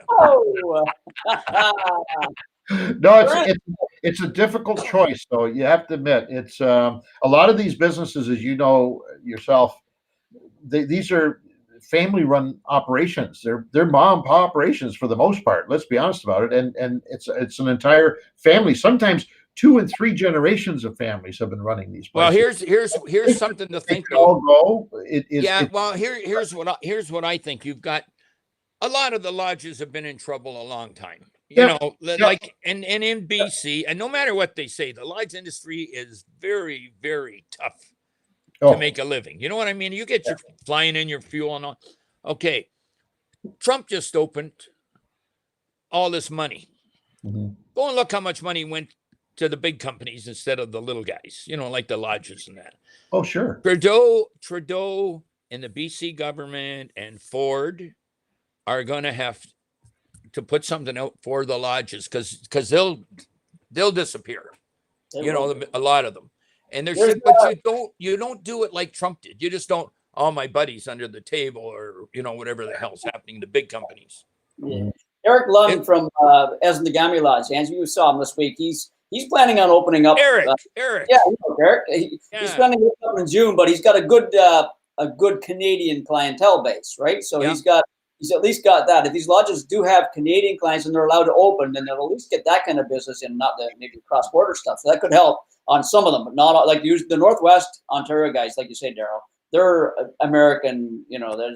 Eric's got a phenomenal lake, and then he's got the Esnagami River too, right? Yeah, it's a great place. I want to throw this out to people out there that are watching here today, and I'd like you to take this to your friends and hopefully to their friends and their friends. And I don't want to harp on this, you know, but we are looking at a potentially losing a good chunk of our operators and lodge owners in this province. What I'd like to do is kind of challenge all of us when we do get out of this thing and when it is clear for us to travel within our own province. I really would like people to think about maybe taking that first trip to a lodge or to a fly-in or to one of those places that you've talked about all your life doing, but it's still in the bucket list. This might be the perfect time for a number of reasons, by the way. First and foremost, it will definitely, the help will be appreciated by our good Ontario operators for sure. But secondly, it might be your ticket to get into one of these places at what I'm going to think is going to be a reduced price. So we need to all do that this year coming up. And well, you think about it, we always say buy Canadian. You know, nobody buys Canadian. Nobody buys. The Americans don't even buy American. They're all running around in Japanese cars. You know, and like you pull into a Ford plant, half the parking lot of the works things have got Japanese cars in them. That's true. We have to start looking at. They ran out of ventilators because they're all made in China. You know what I mean? They're going to start. Everybody's going to have to start making more product in the two countries. We do have a lot more Canadians, or I'll say at least in Ontario, a lot more Ontarians that are going to lodges now than was before, because it used to be almost all American. Now at least they're getting on the idea when the money exchange got a little bit different there, and the Ontarians said, "Hey, now I got a chance to go there." And then when they do, I think they really do see the beauty of it all, the whole experience, etc. So I don't go to Quebec. I mean, look. There we go. Hey, I got relations that are French, but every time I go into Quebec, I get screwed somehow. My car breaks down, I get doubled. I left the car in Quebec one time with Mom. You can't do this. I got on a plane. I sold the car to pay for the plane ticket. I wanted out of that. You can't do this to me. You can't do this to me. You told me I could say anything I wanted. My wife is in the other room. I'm married to a Polak. My wife's Polish, for cripe's sake. But I love my wife and I love French people. But every time I go into Quebec, something happens and I get screwed somehow. You are the best. But think of this though. Think of that. You got great Bienville. I was up in there for not Bienville. What's the one that right off of across from North Bay when you get into Quebec? Bouchain. I was in there. I don't think it's just. I think it's overhyped compared to what a lot of the camps are. But they've got phenomenal and good price things in Quebec. Mm-hmm. You've got phenomenal fishing north of Kingston. Okay, you've got. But I love the Northwest. Okay. Yeah, of course. Now it's a 17-hour drive for me. Randy Ford did it in 11 hours, where I did 17 hours, and he's probably doing 120. And the OPP had their eyes closed. He was giving away downriggers when he's getting pulled over. But our fishing in Northwestern Ontario is spectacular. And I call Northwestern Ontario, this is me, from Hearst over. That's what I, do the translate. Yeah. I love it. And I mean, who was always going there for the most part? The Americans, not the Canadians. So Canadians had their eyes closed. So a few years ago, I had the chance to sit down with a very prominent Northwest operator. And over a beer, we got talking, and he's giving me his spiel on his clientele and stuff being 95% American. And he's trying to tell me this because I'm the Fish in Canada show, and he's saying, like, what are you going to do for me? My clientele is 95% American. And so, and we got talking, and at one point I said to him, I said, that's interesting. And I know that this person spends considerable marketing dollars every year. So I said, what percentage of your budget do you allocate to the US versus Canada? Oh, he said, that's easy. He says, I do 100% in the US. So, okay, so you do 100% of your marketing in the US, 95% of your clientele is US based. Does that tell you anything? Like, should you maybe be spending some money here in Canada? We have anglers in this part of the world too that would love to come up and join you if you would let them know that you exist. And I say this because over the last, I'm going to say 5 to 6 years, Ontario operators have been doing that. And there are some operators today that can, in the Northwest, that will tell you that they're 60% Canadian now. I think this pandemic, coronavirus, It's going to send people there. it's going to change the way these operators think of their business. I think the ones that will survive will start thinking, you know what? I need to embrace my Ontario or my Canadian customers more than I have been. I need to show them some love because my American customers, they're pretty volatile when it comes to crossing borders. Well, and they got a problem now. You got to understand, the sportsman shows are not even sportsman shows compared to the old sportsman show. True. When Reno tried to steal my hat, you remember that, the big room, right? But we used to get, that was a 10-day show. There'd be 300 or 500 people lined up at the door at 10 o'clock to get in. And my booth, you remember where it was, right by the door? Well, they were coming to see you, Darryl. That was part of the thing. To see you. That was, I never said that, but yeah. No, Okay. but I no. But you think about it. We had all those northern camps, and we had a camp section. You remember in the other one? Yeah. Okay. I'm going to kiss a little ass. I really like her stare, right? Like, this is where I start. Why? Not because of Melanie, is it? Not because of Melanie. I'm too old for that, guys. But you've got her stare. You've got Pasha. Yeah. Where somebody said on a show one day, well, what's for supper? I don't know, but that guy's wife is pretty good looking. Remember that? Anyway, I remember that. No. So you got Pasha. And then you've got, then I jump over. You know what I mean? And you've got Lurenberg's, you've got Eric's place, right? Yeah. And then you get into the real north, and I hate saying this, but the real north, northwestern Ontario. You got Anderson's, right?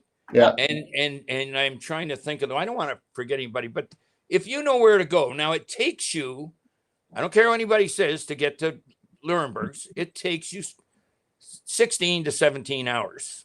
What we do is we leave in the morning, but we stay in Hearst or the Cap. You know, go to the hotel that night, get up in the morning, be refreshed.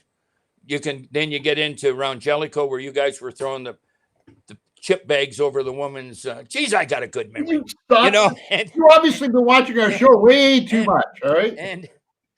And that's when you had that other guy. But anyways, then you've got. Speaking of which, by the way, the other guy, one of the other guys just came on the screen and said, Darryl who? Reno's joined us. Reno's watching. Ask him, I'll even take $4 check for that hat if he wants to pay me. I see him over there. Yeah. But you've got these great lodges, like Anderson's is really something. I mean, it's a trip of a lifetime, some of these places. And I always said, and this will piss some people off, but I always said the walleye got bigger as you went west. I don't know how you guys feel that. You know, it's except for Bay of Quinte. You know, when you get into the north, they get bigger when they go west. You're absolutely right. Yeah, and the walleye taste 100. This will piss some people off too. The walleye taste 100% better out of a northern lake than they do out of the Great Lakes. You know, you got colder water for the most part. Yeah, fresher water, and they taste better. And they're not eating. I'm gonna get in trouble, but they eat smelt alewife in the Great Lakes a lot. You know, in gobies now. Right. There's a different diet. I mean, those fish taste great up north. Did you not have a fish batter at one point on the market? Don't start with that. Why? Did I have a fish batter? I got 50 bags left if you want to buy one. I thought you had a fish batter on the market. I learned never to get partners. How's that? Yeah. But hey, and I still get you should see the shit on Facebook about the batter. But it's great. I don't buy it anymore. I made them take my name off it. But how come? I told you I never have partners again. I've never had a partner in my life, and remind me never get partners. Darryl, is there anything in this world that you can think of that is more special than that first shore lunch that you have when you go into one of these back lakes? Is there anything that you can think of that even comes close to capturing that first shore lunch? No. It's every shore lunch, though. Every shore lunch. Yes, but that first one that you have when you get to a location and you've been fishing for a day or two, or it might even be the first day, and you go to shore with some. When I go fishing, it's always the first day, not a day or two. True. It's 3 fish fries a day. I hear you. That's okay. And a couple of cold beers.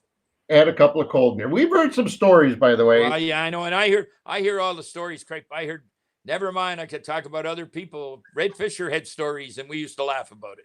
I'm glad you brought him up. But two things. Okay, one reason I retired, I said, and I love Red Fisher. My niece has cerebral palsy, right? And she's 40 years old now. When she was about 8 years old, she had to be carried everywhere. You know, she's been in a wheelchair her whole life. And she used to point at her board. She had one of those computer boards and red. And I said, what the hell is this? And my niece says, she's talking Red Fisher. She's 8 years old. She watches Red Fisher their brains are real smart. Mm-hmm. And I said, come on down to the Sportsman Show. I went to Red. I said, do me a favor. My niece is coming and she's a little handicapped. Can you sign an autograph for her? I'm sitting up in the bar, my office in that corner with Fisher and a couple of people. And I'm looking at my watch. I said, I got to go get my niece. He said, I'm going with you. He actually went down and helped them get the wheelchair up, those 22 stairs that you can fall off if you've had too many beers. And he picked her up out of the wheelchair, put her on his lap, and made one. And she will never forget that. She's 40 now. And I'll tell you one more before we were talking about the North. So I go to Anderson's and Jody and his lovely partner, right? Jackie. And they put me down one of the cabins on the water. And I got Paul Jeffries with me from Montana's and Kelsey's fame. And I walked down to the boats. And it was the first night we got in. We went out fishing, me and Jody. And I come back, and there's a little Italian guy there. Right? This is true story. Little Italian guy. And you figure they're all Americans. You were talking about Americans. He tells me from Toronto. And I says, Jesus, whatever brought you up here? It's a 19-hour drive to Anderson. Yep. And he said, oh, I watch Reno and Angelo all the time. And I says, okay, you're an Itai. And he, and I'm going to twist it, like, right? And I says, you're an Itai. And he kind of looks at me. And I said, Toronto? And he said, yeah. I said, you got to be in the mob. And he says, looking at me, right? No. And I know I got him sucked right in now. And I said, why did you come up here? He says, because Reno and Angelo were here. I says, well, then you'll know that it's a good spot because they only go where anybody can catch a fish. And an hour later, I get a knock on my cabin, and he comes in with a bottle of wine. This is, right? Real nice gentleman. I was about 60 then, and he was about 70. And he drove up by himself, and he brought his wife up once to their lodge, too. And he says, here, I got something for us. And I says, I went over to the fridge, pulled out a 50, cracked it open. I says, I don't drink that Italian squeezed grape shit. And he's going, looking. And I put my hand out, and I says, I got to say something. Let me shake your hand. Do I ever really like meeting you? Like he...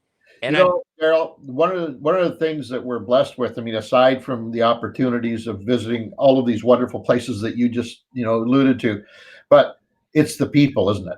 Yeah. We have met more wonderful people out fishing at these remote places, or even not so remote, just out of any body of water. You meet such wonderful people out on the water and around fishing situations and people who don't frequent those areas and don't meet those people have no idea what we're talking about. But Reno and I were at Great Bear one time, Great Bear Lodge, and there was this one guy who's a real reclusive type of guy. He was by himself the whole time, but we made such a good friendship with him, just Reno and I, especially Reno and him.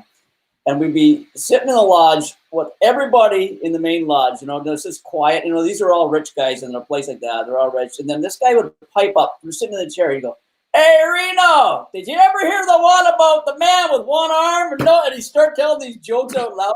And he'd have the F-bombs in there. He'd start swearing. And then he'd get quiet. That's the stuff that you see at a lodge that you'll never see anywhere else. You know what I mean? It is. It's the people. I met Schwarzenegger. Remember during the Iraq War? Right. I think it was Schwarzenegger was his name, Schwartzel thing. He was one of the guys blowing the tanks. General. And then I went out for 5 years, I went out with all the old NHL players. There'd be 5 of us going. It was a fundraiser.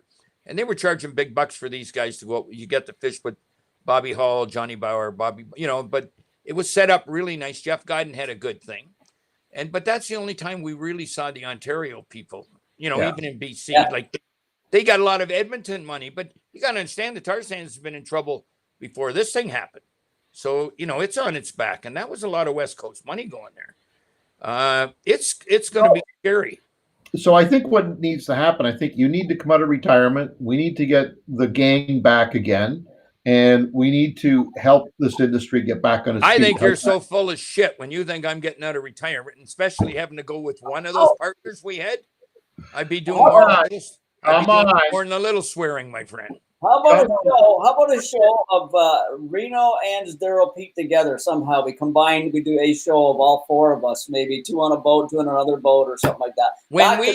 When we did this thing, you remember what's his name called me? What's his name? Our buddy that passed away from North Bay. Ted says you're gonna get a phone call, and I says about what? And he says you're gonna get a phone call, and then he spilled the beans on, and it was your guy's idea, from what I understand. Oh, yeah. And I says I'm not working with those assholes.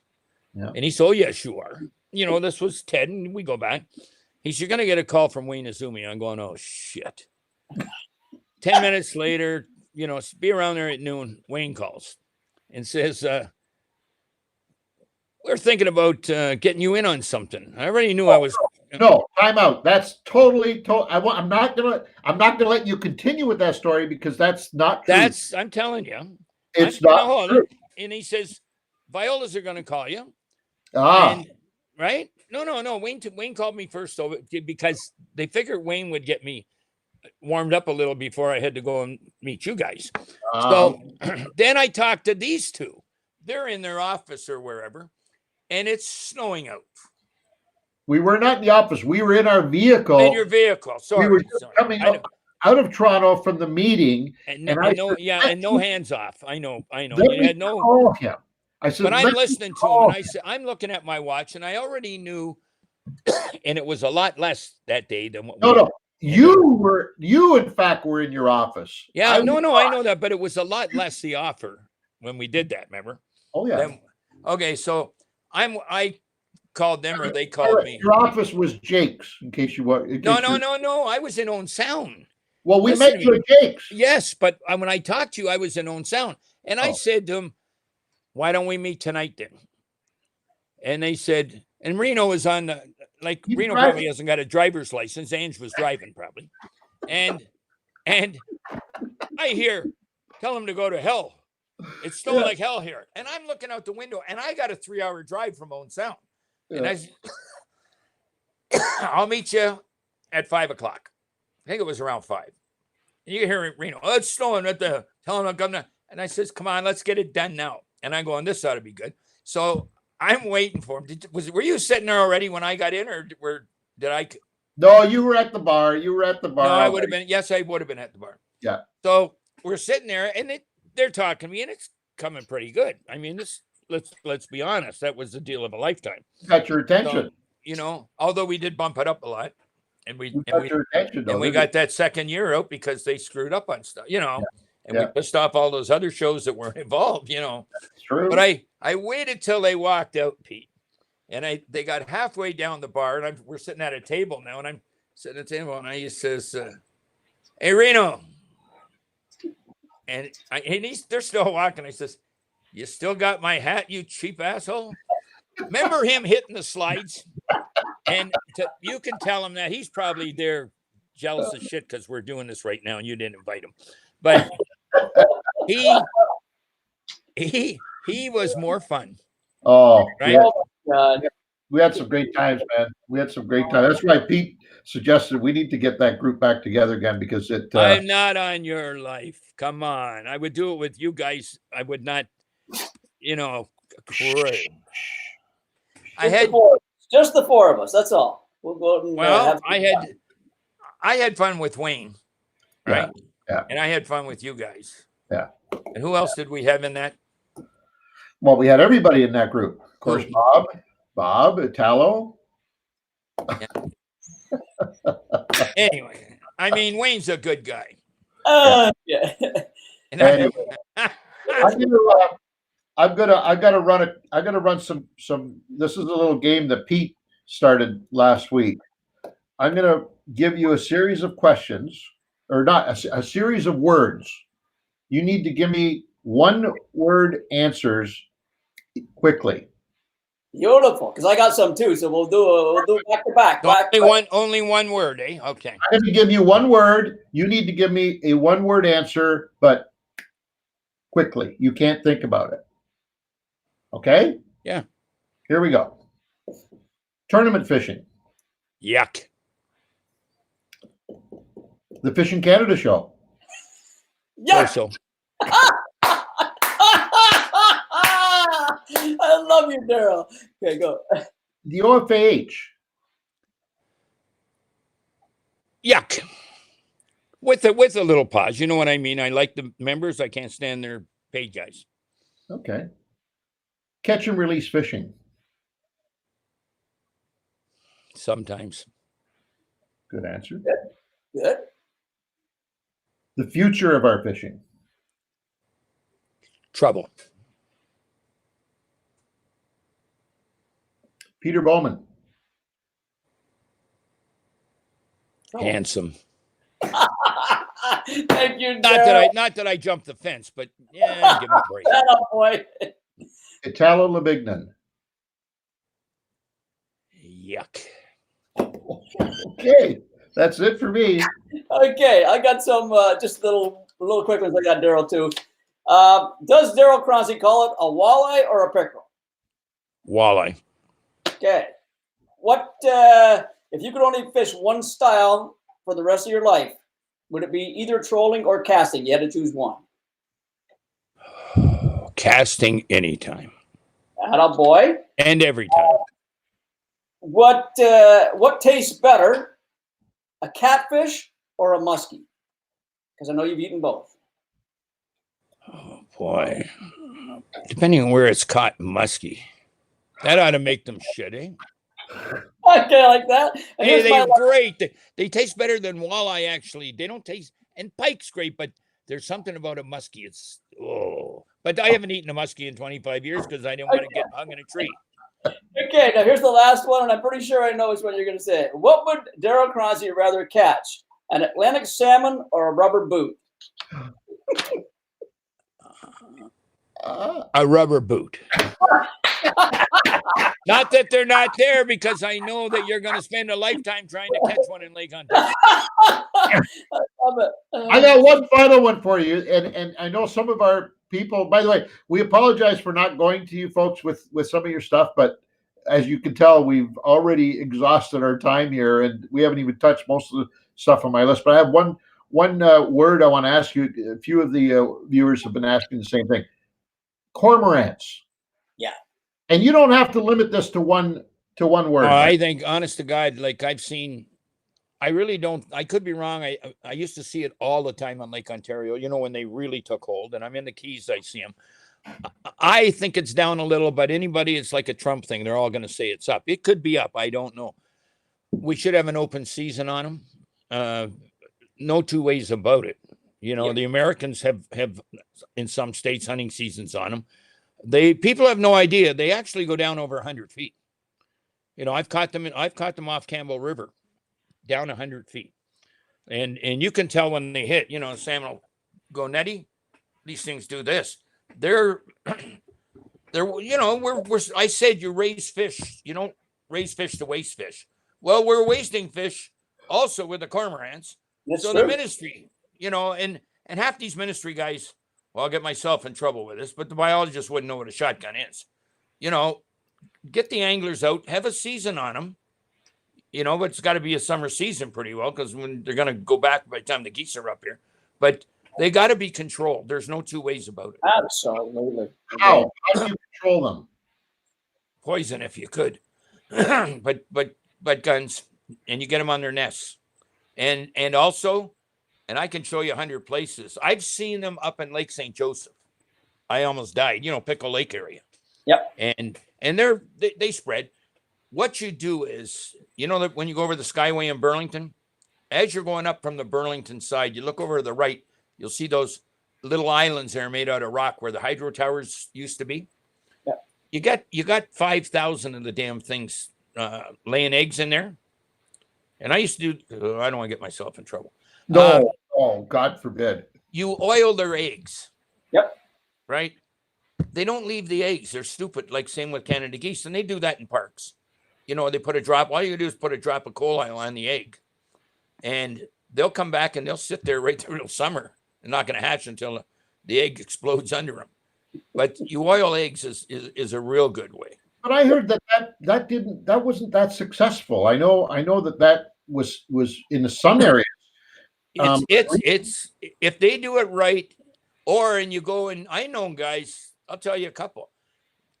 I don't want to say where I was, but I was up fishing on the Great Lakes somewhere. The guy says, I want to show you something. He took me out to this island out in, I don't even want to say which of the Great Lakes. And he says, you see all those cormorants there? He said, we're going to have a shoot. You want to stay around for an extra day? That's still done. And I heard that they had some tourist group had the National Geographic come up to look at the cormorants. When they came, they were all dead ones all over the island. Now, and I saw a thing from Ed Rutherford this morning, you know, and I'm following the American guys. They've got, you know, they've had some harvests. I think there's a problem they decided not to this year, but they're a destructive bastard, you know, and I have seen them down about 100 feet off of a thing. They're, you know, if you look at them, they almost got fish hooks on their claws. Oh yeah, they're efficient. I don't know what happened, but a bunch of them dive bombed me when I was out in the Mako one day. I wonder why. Well, they were a little slow getting off the water when they were trying to dive bomb me. They didn't dive bomb you. You went right into them. I was watching. See, we've got a lot of folks, by the way, Darryl, you know, thanking us for getting you on the show and enjoying the program and really appreciating you joining us for sure. A lot of great comments. My daughter, Jocelyn, even commented she was watching. She said the greatest show ever. So she didn't say that because of her old man. She said, tell her I said thank you and I feel sorry for her. I know that you try to help her out, but you should be showing more time with your family. Same with you. You know, I'm with my wife all the time. And where is the lovely Monica, by the way? She is upstairs and she's probably out in the sunroom having a cigarette, she hates it when I get on a rant.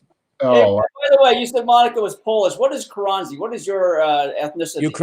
Ukrainian and Austrian, but I got Scotch in me too, like a mongrel. Well, yeah, mongrel could suit you well too, Darryl. You never know, right? But, okay, just remember though, and the ministries, I mean, I like a lot of people, and I get along with a lot of people in the ministry. Not too many biologists, but Dave Brown is a great biologist if he's out there, and he's going to do things for us. I would like to tell him who he should fire and hire. But well, maybe he will hire you as a consultant and help. I said I would do it for nothing. Nothing. Do it for nothing? I would do it for just to straighten them out for 6 months where they signed a paper and couldn't make the changes that I would make. Darryl's been looking for $5 from a hat from Reno for 30 years. He's not going to do it for nothing. Okay, there's got to be some incentive there. We had it. Now here's what everybody better understand: the head of Fish and Wildlife has a lot of control, but he's also still controlled a lot by some of his regional managers. You know, he told me he couldn't do something because the region's got more, which is kind of a bullshit thing, but it happens. But you got a minister in there most time. And I'm saying the honest truth on this. A lot of them only want the votes. It's like what we're seeing, the shit going on in the States right now. You've got people that work for, I don't want to say the head of fish culture, but the guys under them are afraid to say anything because I keep saying they want to go up the ladder. If they don't agree, they don't go up the ladder. That's how badly they got to get out of the experimenting. The fish are there. Their job there is to protect the fish we've got and to provide a sport fishery, not to go and screw along like we've done for the last 25 years for Atlantics. I hope they're out of it. I'm hearing they are, or way down. it's funny. We had Gord Pizer on the program last week, and he had a very similar comment. Oh, okay. Gord Pizer, one word. Mediocre. Oh, Whoa, he tried to ban underwater cameras. You knew that. Back in the old days. The old days, he was still working for the ministry. He was the head of Kenora. He tried to ban. I like Gord. You know how long ago? You know how long ago that was? Yeah, it's about 15. What you call was your buddy, the other one that didn't do a hell of a lot, Hudson. Oh. Well, you don't get me going now. But I walked into the meeting. We had a meeting on getting rid of cameras, and I took off my glasses, my Polaroid glasses that I never wore. I only wore them into the meeting and said, "Here, you might as well ban these two. It makes me see fish better." Or a fish finder. Come on. You catch less fish with a camera because you got to have the lure right up on top of your camera and a cannonball. You don't catch a lot more fish with a camera. It's the biggest scam in the world. I never heard that before. So we need to, well, tomorrow on the show, we're going to ask Gord that. There you go. Okay, how's that? What, about the meeting? About the meeting and him saying they should ban cameras. I said that he wanted to ban cameras. Ask him. And I can tell you one of the reasons that I heard why, but I don't want to get him. I asked him there at the meeting. It was a private meeting, with a bunch of... Not so much anymore, not after this. Well, I didn't say why he wanted to ban cameras. I mean, Gord's pretty smart, but he's not the swiftest. He's good, but I mean, Jesus Christ. I don't want to really get into it. It's, you told me to be nice. I like the guy. Nice guy. Right? But he's like most ministry people. They make mistakes trying to ban the underwater camera. And if he said he wasn't there, who was the other guy Jerry had that was going to be his in-between guy out of Belleville or was one of Jerry's buddies. Nice guy, but there was a bunch of people there. I quit after lunch. I couldn't go back in and listen to some of the bullshit. I mean... Jerry, he was your Minister of Natural Resources. Oh, Ouellette. Okay, who did Ouellette have underneath him? He had a guy that was an ambulance driver or something. Al Payette? No. But nice guys. But most of these guys don't know shit. Ouellette, he worked at Tremblay's, for God's sakes. There's only one person I know that I can comfortably say knows everything about everything. Thank you. And that's you. Thank you. I mean, aside from my grandson Leo, you two are the only people on this planet that I can say with total certainty that knows everything about everything. I just know a lot about. I love you both. I know a lot about fish, but I hate seeing fish wasted. You know what I mean? And hatchery space. You raise fish for the fishermen and the economy. Yeah. Yeah. We appreciate your passion, Darryl. Honestly, I mean, it's all laughs and all that stuff. Honestly, people see it. Hans and I see it, but I mean, you can see the comments out here. Everybody does appreciate your passion for it. Which is kind of interesting. I said this at the beginning, and I was joking. And I'm joking about it now too, Darryl. I said at the beginning of the program here, I wrote it down. I said, for the life of me, I don't know why we love him, and I say that as genuinely as I possibly can, because aside from having differences with you, and we've had our differences, I feel a kinship with you. I feel a certain connection with you. And my question to you is, why do you think our industry doesn't feel the same way as I do? And that can be as small as the TV guys and as big as the tackle and rods. Well, because like I get along with a lot of the industry. Right? I mean, really close relationships. Me, Brian McDonald, Sylvia Barron, everybody. But you get a couple jerks there that are only worried about making money, and they don't want somebody speaking out that's saying everything's not perfect. And that's the truth. Yeah. Like somebody that really pushed the Atlantic salmon. Right? You know who we're talking. Like, Jesus, now they know, they're cutting back since 1988. We've been telling them the same thing. There's a lot of phonies everywhere. Are you saying that there are a lot of hidden agendas out there within the industry? Yeah, for sure. I don't think the BC Sport Fishing Institute is doing what they could. They're not hitting the fish farms at all. you know, and they want to be Mr. Nice. I got them to take Alexander Morton into a meeting 20 years ago, and they didn't even listen. And I'm going, oh, and that's when I met the head biologist that ended up getting the Order of Canada for introducing Atlantic salmon farms to BC. You know, that's how screwed up they are. But we get this, and I can't stand a ministry person that wants to waste fish.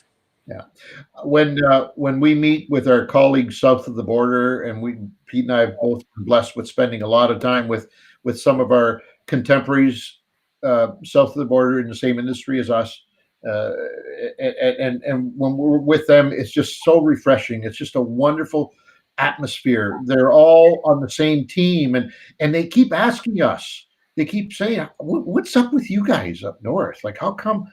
Because they see that we don't have that same relationship with each other as they do south of the border.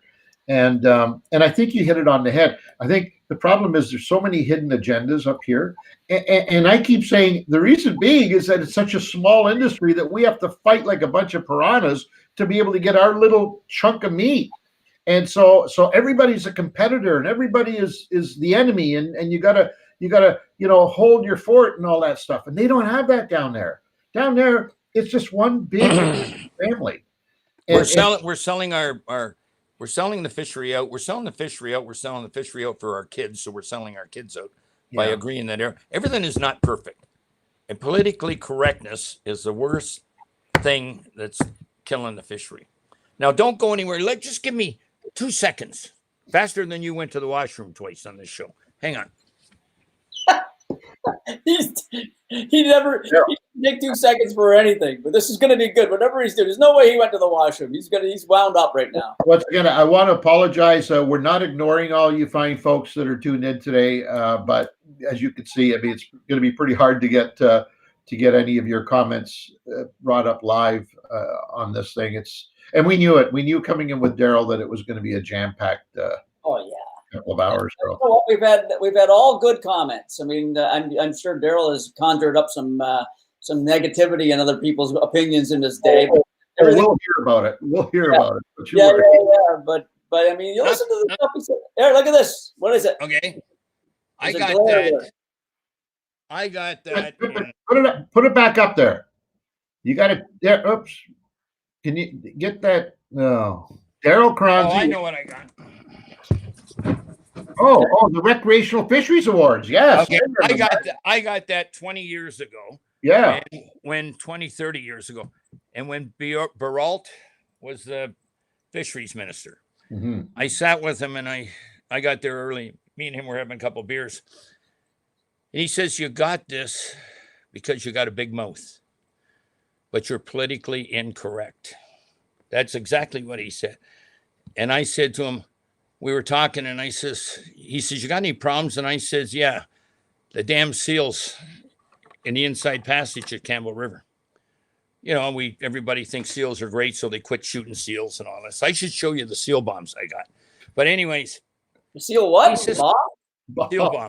Commercials use them. Throw them off the back of their boat. They sink like a depth charge on a submarine. I got a dozen. My buddy sent me a dozen on the bus. Can you believe this from London? But anyways, he says, we don't have a problem. My biologists say we don't have a problem. I said, what biologists? He's my head biologist, only on the East Coast. And he says, I'm going to get that fixed. I'm going to give licenses to the natives because they can shoot seals with, Paul McCartney's not going to jump all over the natives, right? And I said, what the hell about the West Coast? At the time, 8 out of 10 salmon were being ripped off the hooks off Campbell River they've never come to me. And I says, well, you got assholes working for you if you didn't come to you. And he said, like I see, you're politically incorrect. And he says, and keep it up. So this is going out tomorrow. Nice. Yes. Jesus, I have trouble trying to get that thing. Yes, there you go. Right? Angler's Only Cookbook. Wow. I still, and is everyone. Is that you on the cover? Yeah. Let me see that again. That's a handsome man. This is an old book. That is one handsome dude, man. Black mustache, all my hair. Now I know why Monica scooped you up at such an early age. Yeah, she robbed the cradle. But I'm sending these out to you tomorrow. My brother, thank you very much.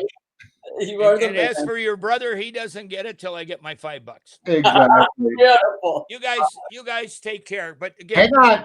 I want to remind everybody watching this that tomorrow Darryl will be on Outdoor Journal Radio. I'm not sure what time you're scheduled, but you'll be on 9 Outdoor o'clock, Journal, she said. 9 o'clock.